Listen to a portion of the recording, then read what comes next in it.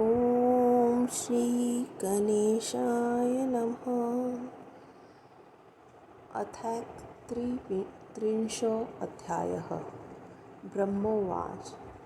एकस्मिन् अन्तरे तत्र नभोवाणी मुनीश्वरः अवोच श्रुत्वा दक्ष सुरादीनां यथार्थतः।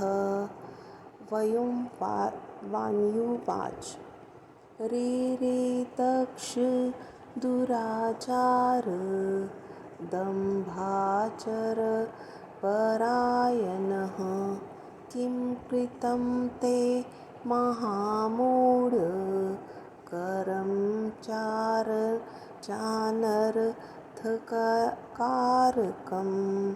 न कृतं शैवराजस्य दधीचेर्वचनस्य हि प्रमाणं तत्कृते मूढः सर्वानन्दकरं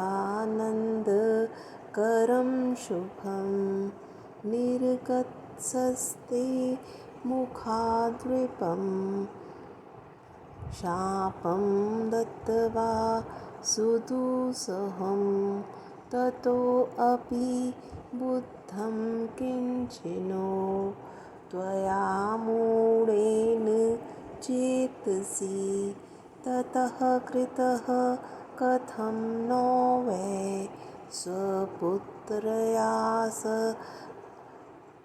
त्वावादरः परः समागतायाः सत्याश्च मङ्गलाय गृहं स्वतः सती भवो नार्चितो हि किमिदं ज्ञानदुर्बलं ब्रह्मपुत्र इति वृथा गर्वितोऽसि विमोहितः सा सत्येव सदाराध्या सर्वपुण्यफलप्रदा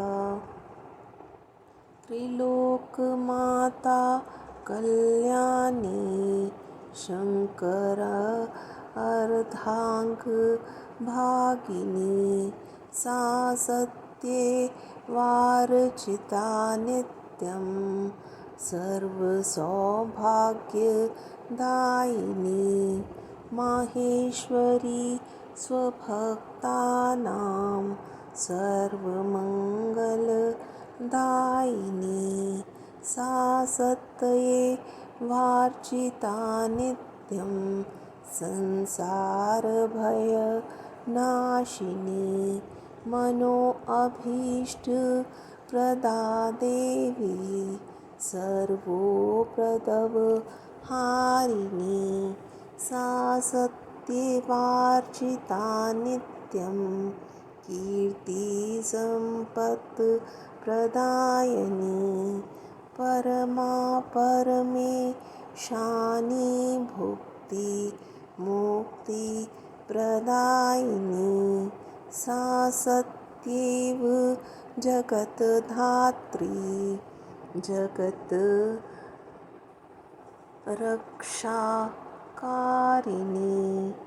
अनादिशक्तिः कल्पान्ते जगत्संहारकारिणी सा सत्येव जगन्माया विष्णुमाता विलासिनी ब्रह्म इन्द्र चन्द्र वहिन् सूर्यके देवादि जननी स्मृता सा सत्येव तपोधर्म दानादि फलदायिनी शम्भुशक्तिर्महादेवी दुष्टहन्त्री परात्परा ईर्तिधवा सती देवी यस्य पत्नी सदा प्रिया तस्मै भागो न दत्तस्ते मूढेन कुविचारिणां शम्भुर्हि परमेशानः सर्वस्वामी परात्परः विष्णुब्रह्मादि संसेव्यः सर्वकल्याणकारकः तप्यते हि तपः सिद्धेरेत् दर्शनकाङ्क्षिभिः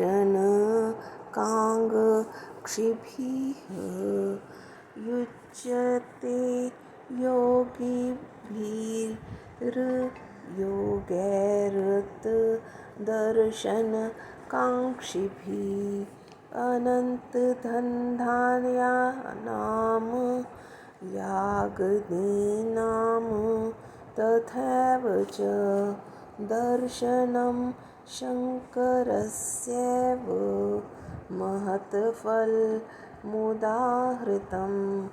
शिव एव जगद्धाता सर्वविद्यापतिः प्रभुः आदिविद्याधरः स्वामी सर्वमङ्गलमङ्गलः तच्च उक्तेन कृतो यस्मात् सत्कारो अद्य त्वया खल अत एवाधरस्य अस्य विष्णोः भविष्यति अमङ्गलं भवतयेव पूजार्हानां पूजयः पूज्यमाना च नासो हि यतः पूज्यतमा शिवा सहस्रन् अपि शिरसां शेषो यत्यपाजं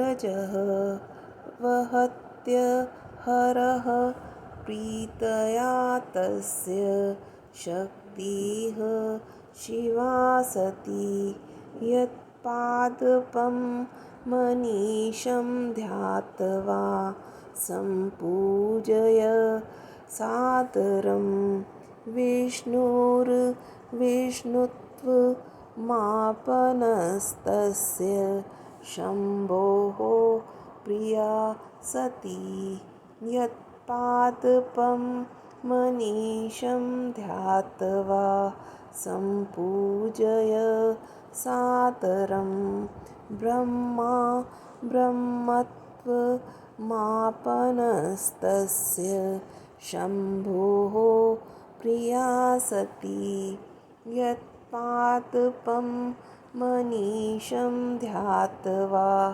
सम्पूजय सादरम् इन्द्रादयो लोकपालाः प्रापुः स्वं स्वं परं पदं जगत्पिता शिवः शक्तिर्जगन्माता च सा सती सत्कृतो न तव्यामूढ कथं श्रेयो भविष्यति दौर्भाग्यं तवैसङ्क्रान्तं सङ्क्रान्तास्तु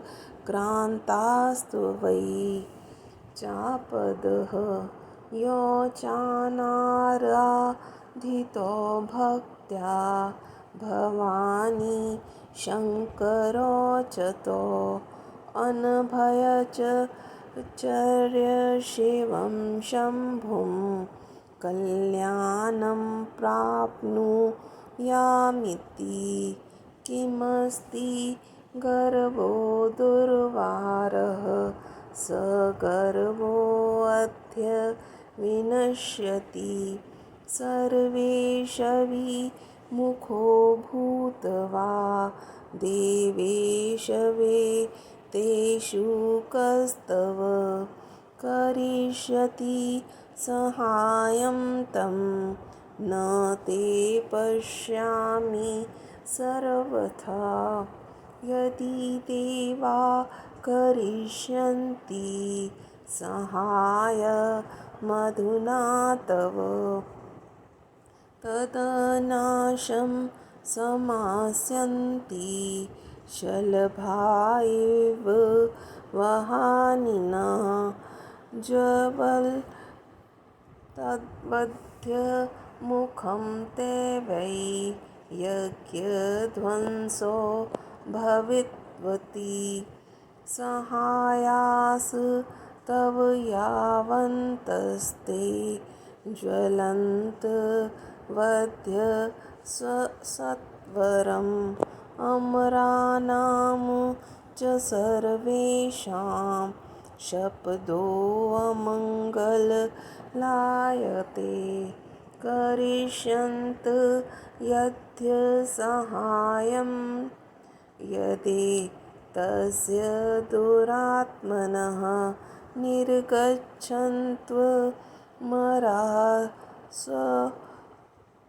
सोमेकमेत दध्वरमण्डपात् अन्यथा भवतो नाशो भविष्यत् यद्य सर्वथा निर्गच्छन्त वप्रे सर्वे मुनिनागादयो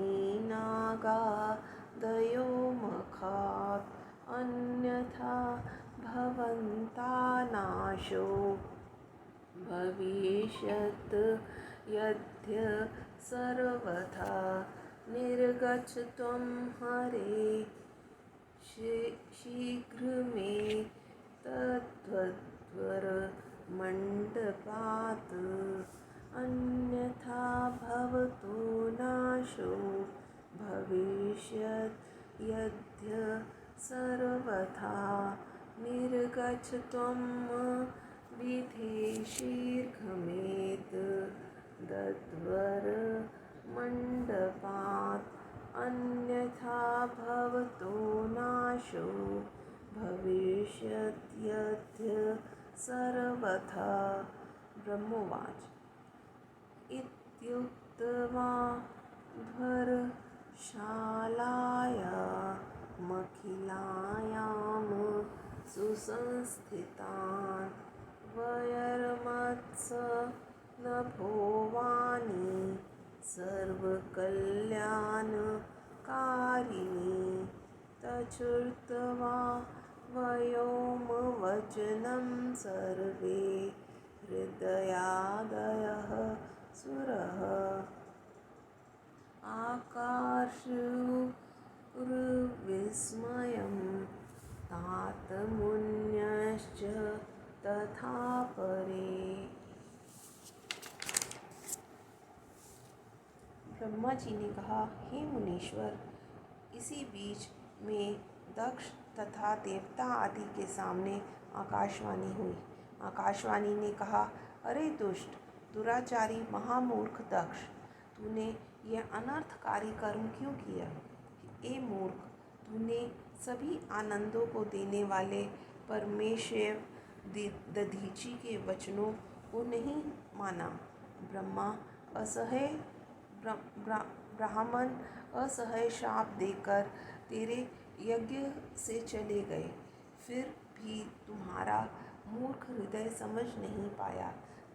फिर तूने स्वयं घर में आई हुई जगन मंगलकारिणी अपनी पुत्री सती का भी आदर नहीं किया। हे अज्ञानी, तूने सती और शिव की पूजा नहीं की। अरे मूर्ख, तू अपने को ब्रह्मा का पुत्र समझकर व्यर्थ घमंड करता है। उस सती की सदा आराधना करनी चाहिए, क्योंकि वे समस्त पुण्यों के फलों को देती हैं। वे तीनों लोकों की माता हैं, सबका कल्याण करती हैं और शिवजी के वाम भाव में विराजमान रहती हैं। समस्त सौभाग्यों को देने वाली सती की सदा सेवा करनी चाहिए। वे महेश्वरी हैं और अपने भक्तों को सदा कल्याण करती हैं। वे प्रतिदिन पूजन करने से संसार के भय का नाश कर देती हैं। वे सभी कामनाओं को देने वाली तथा सभी उपद्रवों का नाश करने वाली हैं। वे प्रतिदिन पूजन आदि से सुयश और संपत्ति को देती हैं। वे परमा हैं, परमेश्वरी हैं और भुक्ति मुक्ति देने वाली हैं। वे सती ही संसार की माता हैं, संसार की रक्षा करने वाली हैं, अनादि शक्ति हैं। कल्प के अंत में वे ही संसार का विनाश करती हैं। वे सती ही संसार की माता, विष्णु की माता, विलासिनी, ब्रह्मा, इंद्र, चंद्र, अग्नि, सूर्य आदि देवताओं की जननी हैं। वे सती ही तप, धर्म, दान आदि के फल को देती हैं। वे ही शिव शक्ति, महादेवी, दुष्टों का नाश करने वाली तथा पर से परे हैं। इस प्रकार सती देवी जिनकी प्रिय पत्नी हैं, ऐसे शिव जी के लिए तुमने यज्ञ में भाग नहीं रखा। तुम मूर्ख तथा दुर्बुद्धि हो। शिव जी ही परमेश्वर हैं, सबके स्वामी हैं, पर से परे हैं। ब्रह्मा, विष्णु आदि उनकी सेवा करते हैं। वे सबका कल्याण करते हैं। इन्हीं का दर्शन करने के लिए सिद्धजन तप किया करते हैं। योगी पुरुष इन्हीं के दर्शनों के लिए योग का आश्रय लेते हैं। अनंत धन धान्यों की प्राप्ति तथा यज्ञ आदि के फल शिव जी के दर्शन मात्र से प्राप्त हो जाते हैं।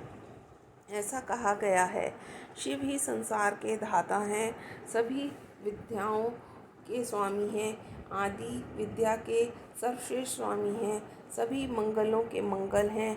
एक हल, आज तूने उनकी शक्ति सती का सत्कार नहीं किया, इसलिए इस यज्ञ का विनाश होगा। पूज्य जनों की पूजा न करने से अमंगल होता ही है। ये पूज्यतमा शिवा तुम लोगों की पूजा योग्य नहीं थी। हजारों सिरों से जिनके चरणों की धूलि को शेषनाग प्रतिदिन धारण करता है, उन्हीं की शक्ति शिवा सती है। रात दिन आदर पूर्वक जिनके चरण कमलों का ध्यान करके विष्णुत्व को प्राप्त हुए हैं, उन शिव जी की ये प्रिय पत्नी सती थीं। जिनके चरण कमलों का रात दिन आदर पूर्वक ध्यान करके ब्रह्मा अपने इस रूप को प्राप्त हुए हैं, उन शिव जी की ये प्रिय पत्नी थीं।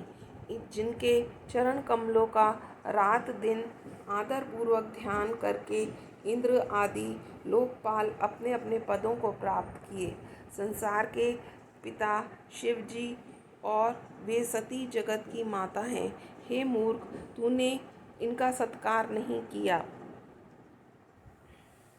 अब तेरा कल्याण कैसे होगा? तुम्हारे ऊपर दुर्भाग्यपूर्ण आपत्तियां आ गई हैं, जो कि तुमने भक्ति से भवानी और शिवजी की आराधना नहीं की है। बिना शिवजी की पूजा किए मेरा कल्याण हो जाएगा, यह तो तुम्हारा घमंड था, उसका आज विनाश हो जाएगा। सबके स्वामी शिवजी से वैर ठानकर देवताओं में भला कौन तुम्हारी सहायता करेगा?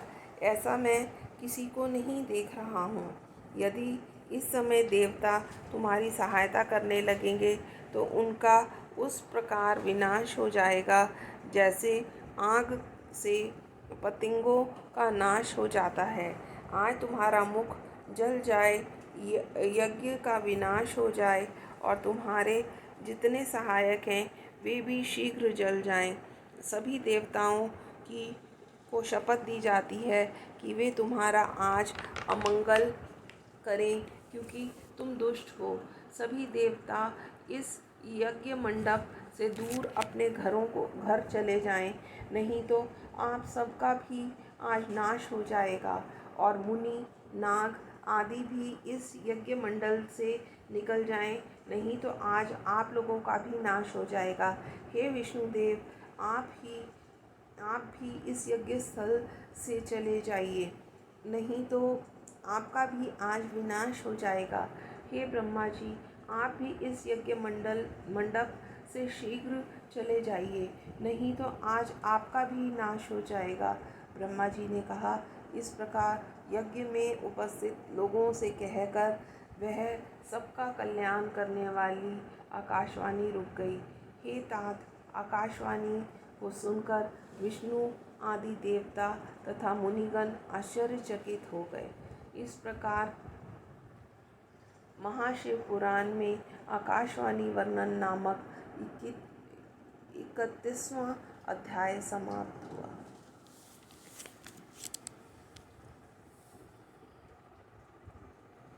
ओम नमः शिवाय।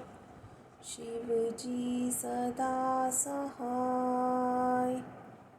ओम नमः शिवाय। गुरुजी सदा सहाय। जय गुरुजी।